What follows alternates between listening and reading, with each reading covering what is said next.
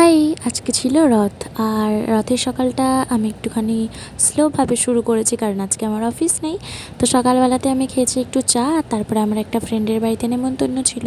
তো সেখানেই গেছিলাম। আর এই কদিন এত নেমন্তন্ন খাচ্ছি যে কী আর বলবো। তো যাই হোক, ওদের ওখানে ছিল আজকে জগন্নাথ দেবের পুজো। তো সেটাই হলো। দেন আমরা একটু খিচুড়ি খেয়েছিলাম। তো এটাই ছিল প্রসাদ। তো এটাই খাওয়ার পরে বিকেলবেলাতে গেছিলাম মেলার দিকে। আর এত বড় রথ নিয়ে বেরিয়েছে সবাই, এত ভিড় ছিল যে কি বলবো। তো বেশ মজাই করেছি। আর রথে যাব, রথের পাঁপড় খাবো না সেটা তো কিছুতেই হতে পারে না। তো পাঁপড় খাওয়ার আগে আমরা পেয়েছিলাম এই যে বাতাসাগুলো ছড়াচ্ছিল, তো সেটাই।